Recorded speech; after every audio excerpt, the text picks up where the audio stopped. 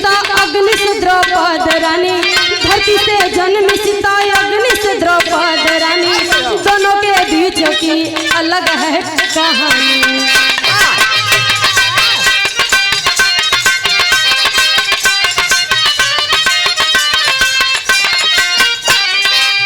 सीता के स्वयं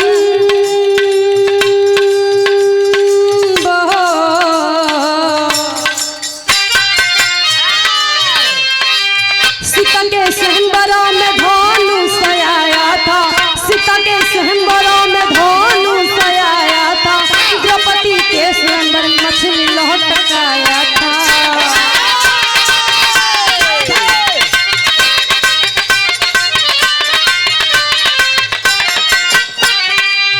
धनुष तो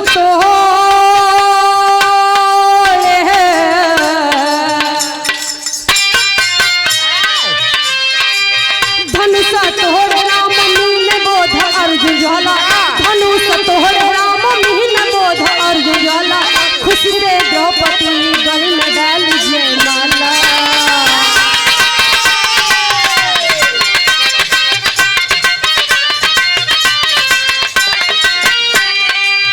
आए सब कुटिया,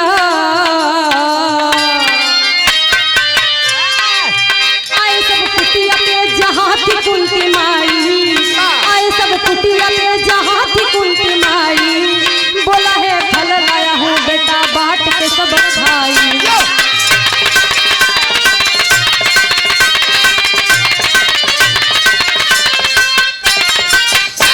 ए भैया कहानी के जब शुरुआत हो गई बा कि सीता मैया का जन्म धरती से भइल रहा और द्रौपदी के जन्म अग्नि से भइल रहा। बाबू जब धीरे धीरे द्रौपदी सयान भइल बाड़ी, उधर से सवाल हो के बिया भइल रहा, इधर स्वयंवर में बिया हुई। ए भैया जब द्रौपदी बड़ धीरे धीरे होखे लागल, कहल जाला बाबू कि माई बाबू के ओ दिन अपने जिम्मेदारी का बोझ होखे लागेला कि जौना दिन लड़का लड़की बड़ हो जाला। ए भैया द्रौपदी जब सयान हो गई, उनके पिता के बड़ा टेंशन हो गई कि बिटिया के बियाह कैसे करी। दिमाग में आयल स्वयंवर के घोषणा कैलन, हर एक राज्य में नेता बैठैलन, हर एक राजा के बुलैलन। ए भैया सब राजा उस स्वयंवर में आयल, लेकिन उस स्वयंवर रखा कैसन गइल रहा, ऊपर मछली लटका गई और वो मछली के आँखी में देख के मारे करा वो तेले में देखा ऊपर मारा, जे वो तेले में देख के मछली के आँखी में मार दही, उहे हमरा बिटिया से बियाह करी। ए भैया सब राजा राज्य का आयल हल, सब केहू कोशिश करस लेकिन केहू से कुछ नहीं हुआ। लास्ट में राजा के टेंशन हो गई, ए भैया बड़ी टेंशन हो गई कि लगा था हमरे बिटिया का स्वयंवर सफल ना होई। टेंशन होखे लगल, तब तक अर्जुन जी अइलन। जब अर्जुन जी अइलन बाबू, कहल जाला कि उनके जैसा धनुष चलावे वाला केहू ना रहल। एक और रहलन, एक लव्य रहलन, जे कि गुरु के मूर्ति बना के खाली धनुष चलावे सीखे रहलन। गुरु दक्षिणा में गुरु जी उनकर अंगूठा मांग लेलन कि ताकि अर्जुन से केहू बढ़िया और केहू तेज धनुष ना चला पावे। ए बाबू अर्जुन जी मछली के आँखी में मार के द्रौपदी के जीत लेलन, स्वयंवर में जीत के लेलन। ओकरा बाद बियाह शादी भइल, अपना घरे अइलन। घरे अइलन कहल जाला भैया कि पांचों भाई में बड़ा एक खास बात रहे कि कोनो भी चीज जीत के आवे अपना माई से पहले ले जाए, लगे माई जैसे कहे वैसे ही करे, पांचों भाई बाट बाट खाए। ए भैया ऐसे ही द्रौपदी के जीत के जब पांचों भाई के साथ कुटिया में पहुंचल, माई कुंती खाना बनावत रहले और खाना में बिजी रहली, ध्यान ना देली। ए भैया अर्जुन जी कहलन कि माई पिछवा तक आज तोरा खातिर बड़ा सुंदर उपहार लेके आइल बानी, जीत के आइल बानी। माई कहली ए बेटा हर साल के हर प्रतियोगिता के भांति जौन एदियो पारी लाइल बड़ा पांचों भाई में बांटी लो। इतनी बतिया कह कि जैसे पिछवा मुड़ली कुंती माई के पैरवा से जमीन खिसक गई। सोच में पड़ गई कि हाय भगवान हम कैसन बोली बोल देनी का हमरा जुबान से निकल गई। एक स्त्री 5 बेटा में अपने बांट देली। यही भैया द्रौपदी के अखिया से झरझर आंसू गिरे लगल कि बताओ आशीर्वाद लेवे आई लली माई का कह देली। ए बाबू कहल जाला कि पहले के औलाद में खास बात रहे कि वो माई बाबू के कहा मान जाए, कभो अनादर ना करे, ऊ चीज के ना कहे। ए भैया माई के बात मान के 5 भाई द्रौपदी से विवाह कैले हन। और जब विवाह हो गइल बा तो बिरहम गीत लगत बा का। अरे कैसे लाल आवता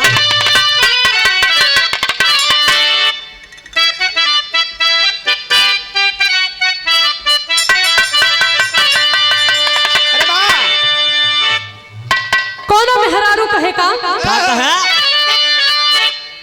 कि मोर पीछा वहरवा सुनार का दुकहनिया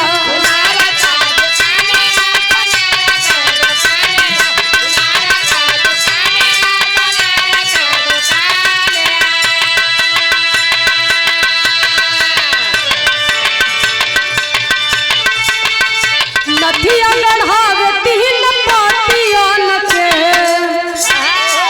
अरे नथिया लड़ावे 3 पातियन बड़ा नीक लागे जी अब रतियन के।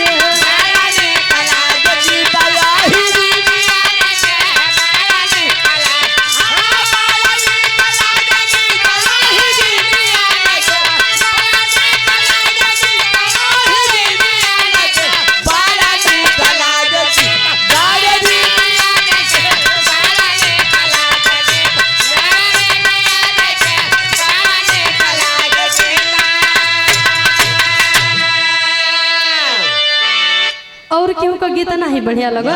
अहिरे गलेरिया कायदे गाय सकत है। अच्छा और क्यों नहीं गाय सकत? उससे बढ़िया तो तू ही गाय देता है। हां तुम हो तो अहिरे है। मेहरारून का बात किया है। हां तो हो तो अहिरे नहीं है ना। ए भैया देखो भाव में कहना बका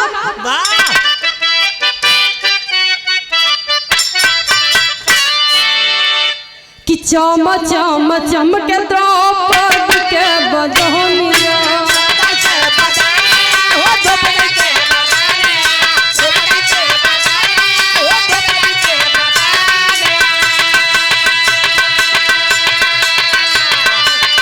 बिक गई सौदा बजरिया में, बिक गई सौदा बजरिया में बड़ा नीक लागे बारी रे उमरिया में।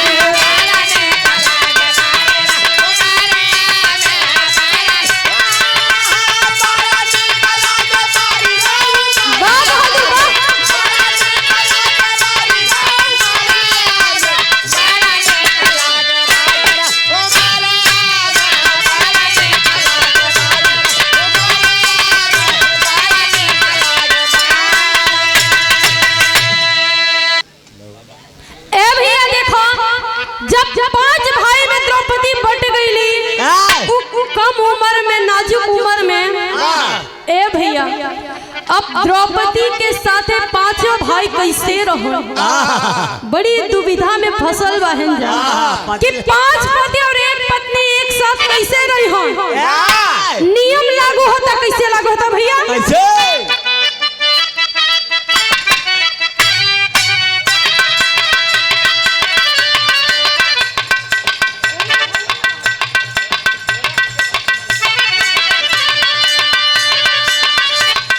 नव नव रची कपारी बांध सबके माथे,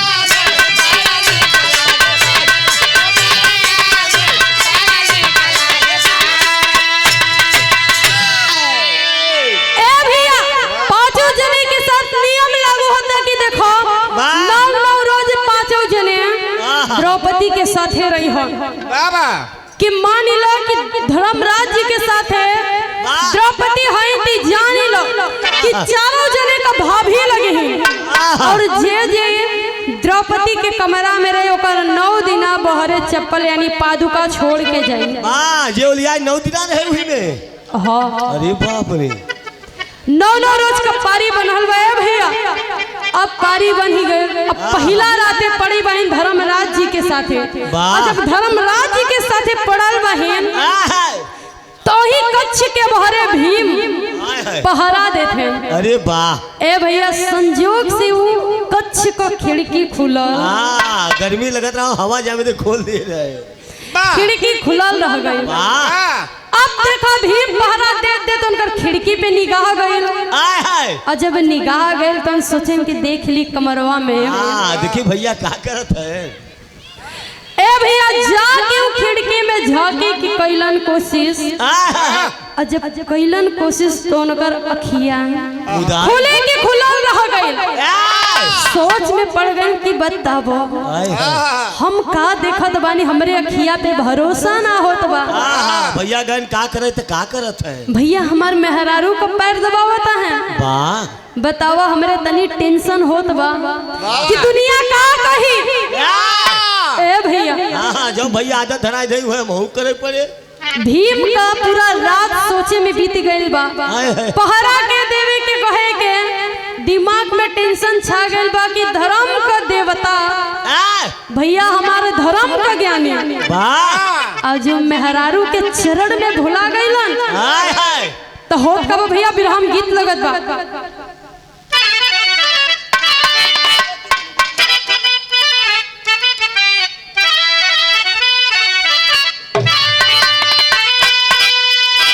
कोनो सखी सखी आपस में बतियावत बड़ी कैसे कैसा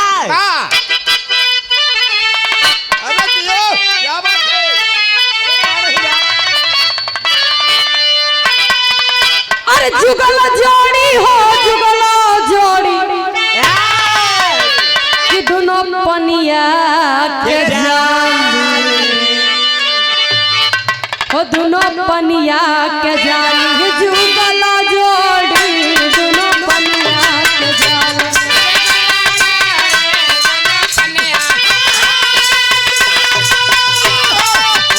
क्या बात है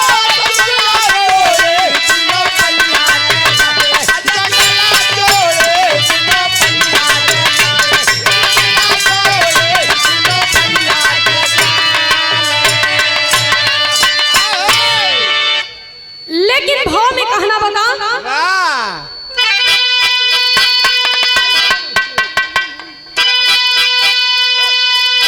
अरे बदनिया में हो बदनिया में आग भीन लागे भीम के आग भीन लागे भीम के बदनिया में आग भीन लागे।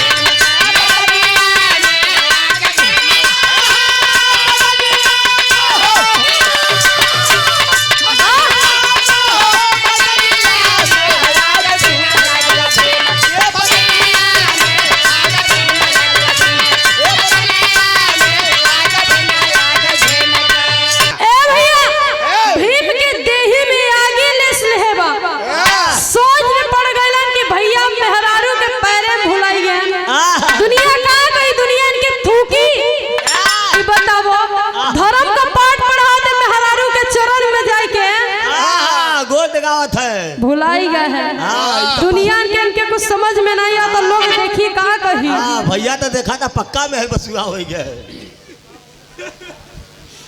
भाभी तो के मरबो करत है तो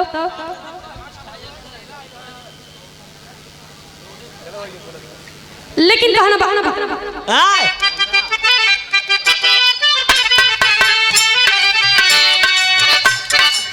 रतिया बितहल जाब भइले बिहनवा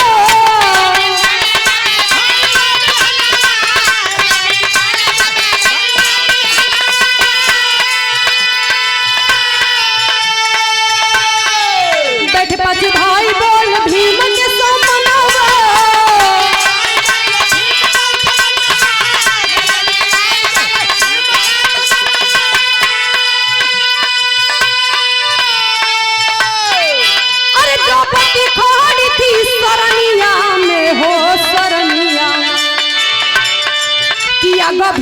लगे भीम के बदनिया में लगे भीम लगे भीम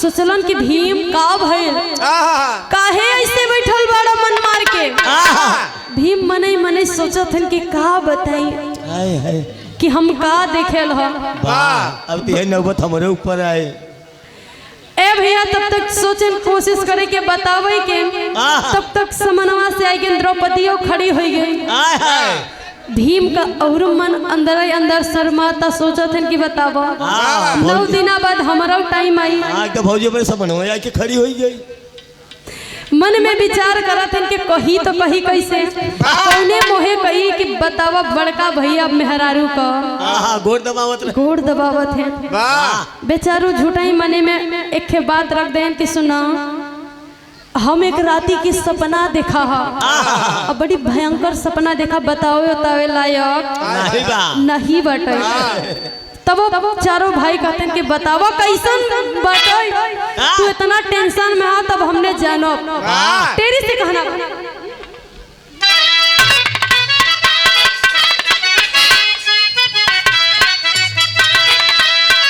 कि सपनवा देखली आधी रतिया कि सपनवा देखली आधी रतिया मर्दा पैर दबावे नारी सुते समनवा समनवा समनवा ए भैया देखो ज्ञान की सुना रात की हम सपना देखा कि कौनो मेहरारू अपने मर्द से पैर दबावता कान भाई तू सपना ही देखे सही नहीं देखे ये बढ़िया करे तब तक क्या भैया धर्मराज का 9 दिन टाइम खत्म होए वाला रहा धीरे धीरे भीम का टाइम आवत बा भीम के मन के मने मने और खुशी को कोनो ठिकान ना रहा खुशी का लड्डू फूटता सोचा थे कि 9 दिन बाद हमरो टाइम आवता लेकिन एक बात याद रखा कि 9 दिन ना हम कोनो काम करब और न घरे से बहरे निकलब ई जानेला के हमके काम सहेजे के कोशिश मत क्या घरे में से निकलब ना 9 दिन पारा भर आएगा ई जानेला जे करे से ऐसन काम होके हम छोड़ा बोड़ो ना न तब भीम के खुशी के ठिकाना तब विराम बड़ी सुंदर गीत लगत बाटे क्या बात है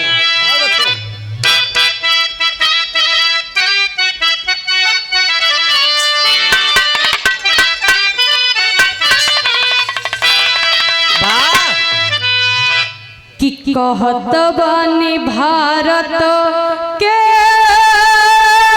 जवनवा हो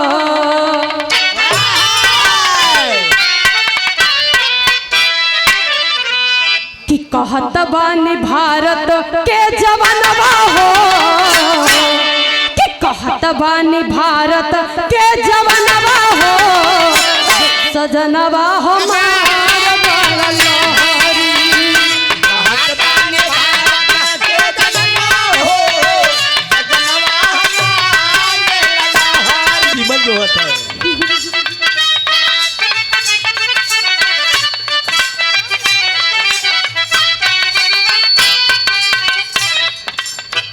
कि भीम को रे मन में गुणनवा हो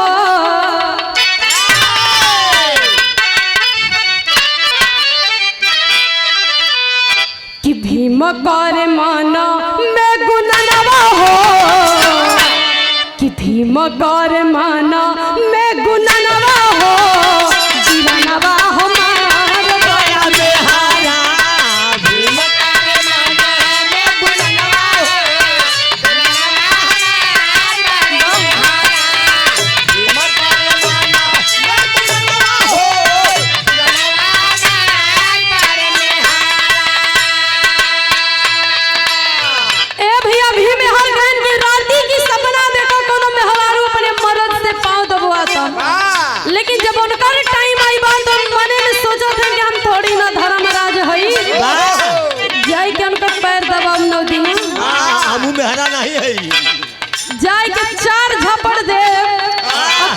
गवाई मन में गुमान करत है, लेकिन अगला लाइन में कहना बका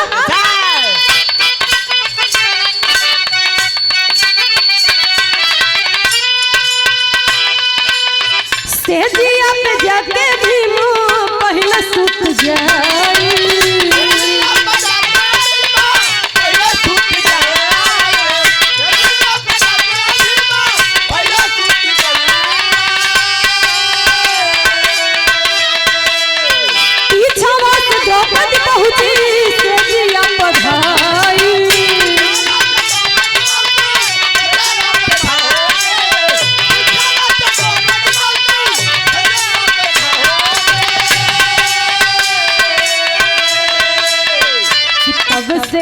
आयल स्वर्ग से भी मनवा हो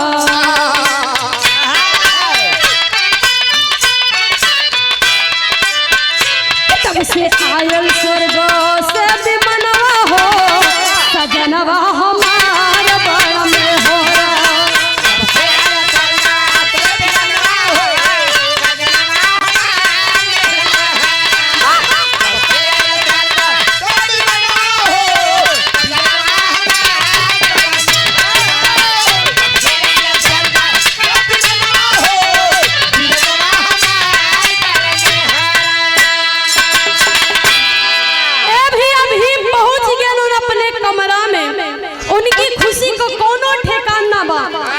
पहुँच के स्टेज पे जाके बैठल उन सोचलन कि अगर बैठब तो द्रौपदी सोची हो कि का भइल बा ऐसे अच्छा हम लेट जात बानी ए भैया स्टेज पे जाके लेट गइलन पीछे से द्रौपदी आके जब स्टेज पे बैठली तब तक स्वर्ग लोग से विमान आइल बा और जब विमान आइल बा तो इधर भीम के मन में शंका उठत बा का बात बा यार कोठरी में कौन खेला होई भैया खेलत बा कि बतावा स्वर्ग लोग से विमान आई बा है यो कोठरी में कवन खेला खेलत बा लगा सरस्वती नहीं खाया हम तो सोचत थे कि कुछ गड़बड़ बा लेकिन यहाँ तो पूरा गड़बड़ दिखत बा लेकिन वही लाइन से कहना बा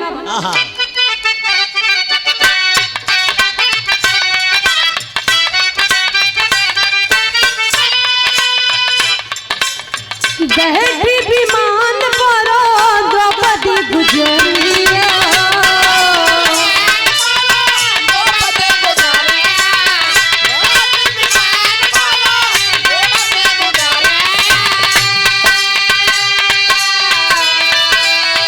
पीछवा से भीम जाके पकड़ कंगरिया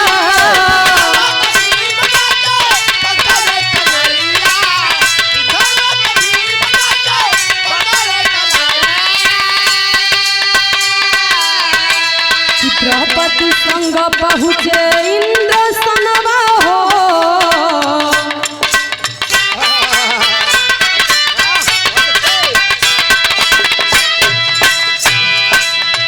कि द्रौपदी संग पहुँचे इंद्र सनवा हो सजनवा हमार बड़ में हो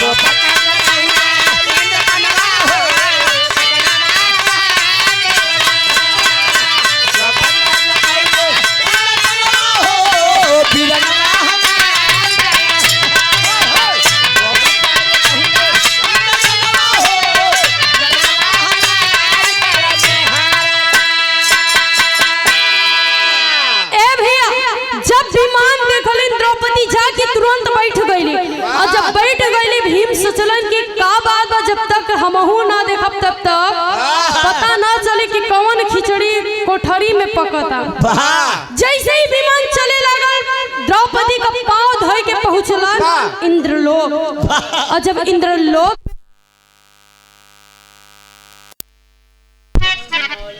लाइन के क्या आज अब देखो पांव धोई के उनका पहुंचलन इंद्रलोक में भैया आवाज कम बात नहीं बढ़ाए दो तुरंत जब इंद्रलोक में पहुंचलन तो इंद्रलोक में का देखलन पापड़ से कहना बा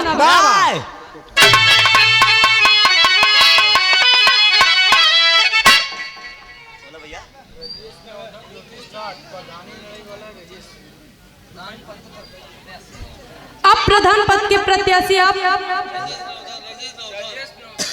आप बड़े भैया राजेश नौगढ़ नौघन नौधन से राजेश भैया नौधन के प्रत्याशी। क्या राजेश भैया नौघन प्रधान पद के प्रत्याशी, उनके कर कमलों द्वारा 101 रुपए का महान आशीर्वाद। वाह वाह भैया वाह।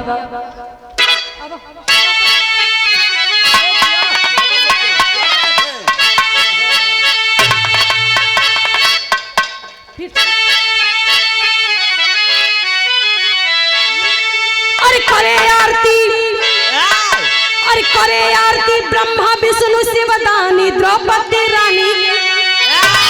अरे करे आरती ब्रह्मा विष्णु शिव दानी द्रौपदी रानी। छुटे पसीना भीम करे निगरानी द्रौपदी रानी।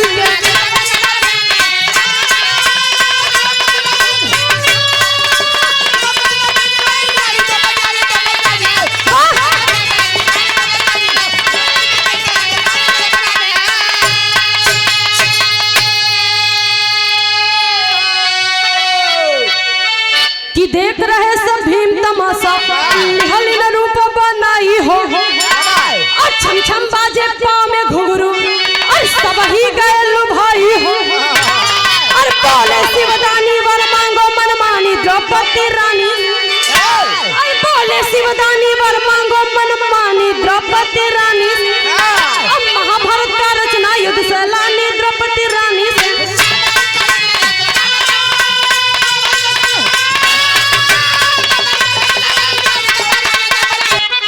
भैया हो देखो तब तक नारद जी आ गए कहलन मई कहे तना गुस्सा बहू तू टेंशन तनी को मत ला। कुरुक्षेत्र में इतनी लाश गिरी, इतना लाश गिरी कि तू पाँव रखना पैबू। 18 हाथ खूने के और 18 हाथ का खून वही मई पिया और खात तू परेशान हो जाइबू। जब इतनी बात कहे खुश हो गए, वहां से आ गई हुई अपने कोठरी में। और जब कोठरी में आईली तुरंत भीम जी उनका चरण धो के रोए लगलन। मई कवन ऐसा गलती हो गई हो कि हमने के घरे में रही के हमने पांचों भाई के खाई के करत बाड़ू। भीम जी कहलन कि इतनी जब भीम कहलन कि मई काहे करत बाड़ू, हम पांचों भाई तुझसे बियाह कैले बानी, अपने सेनुर काहे धोए में लगल बाड़ू। कहलिन द्रौपदी सुनो जवन करत बानी हमके तू मत बताओ कि हम का करत बानी और का ना करत बानी।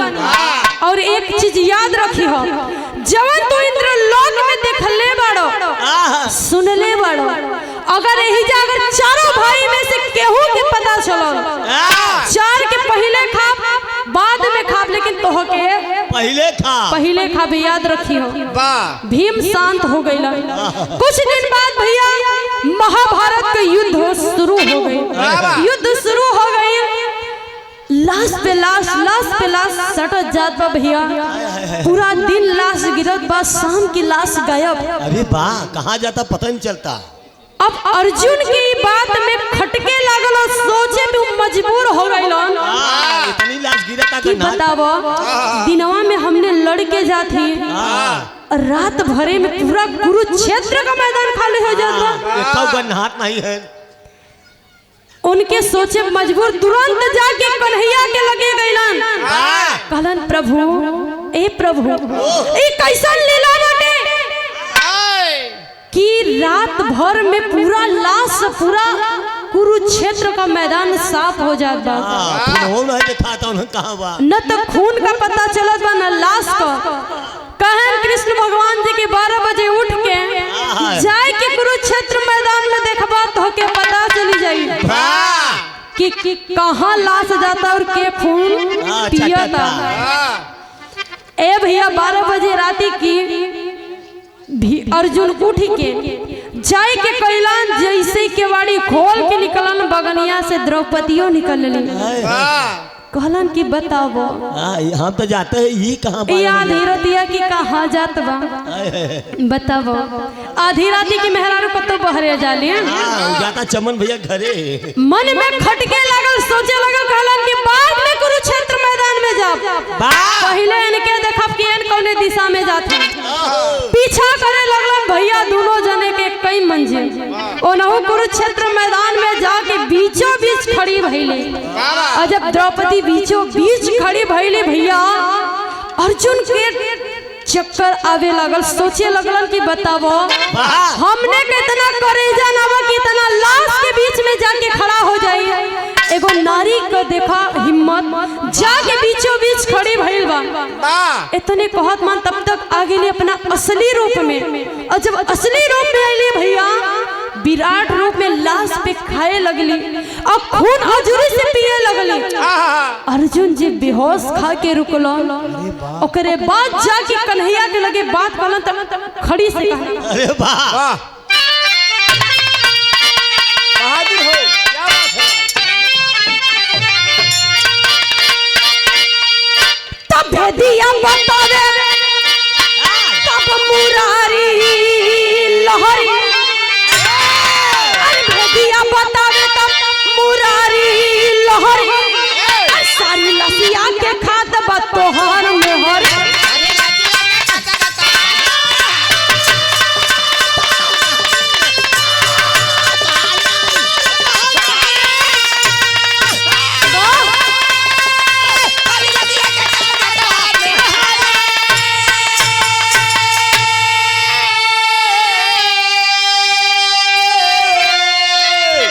पूर्व जन्म में रहला पांचो भाई हो और एक दिन गुफा में ले जाके द्रौपदी के साथ हो गुफा में ले जाके कैला काम जबरी गुफा में ले जाके कैला काम जबरी सारी लसिया के खात बा तोहर में हर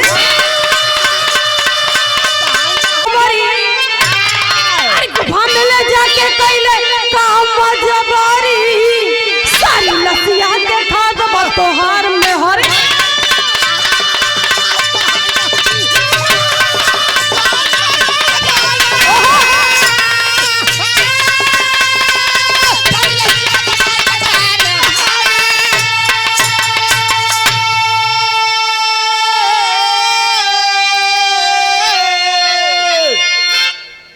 जाके कृष्ण कन्हैया से कहलन कि प्रभु ई कौन लीला कौन खेला खेलत बड़ो कि कोनो लीला तोहर समझ में नहीं आवत बा कहन ना समझ में आई पहले जन्म पहले पूर्व जन्म में तुसन 5 भाई इंद्र कर रहलो वाह और द्रौपदी के साथ है बहुत बड़ा बहुत गलत सुलूल कैले रहला प्रतिज्ञा ले ले रहे कसम खाइल रहल कि तके समन के जब तक ना खा तब तक संतोष नहीं बा तब तक संतोष नहीं बा हमरे विराज के ही जे समाप्ति लास्ट में गुरु घराने का छाप बा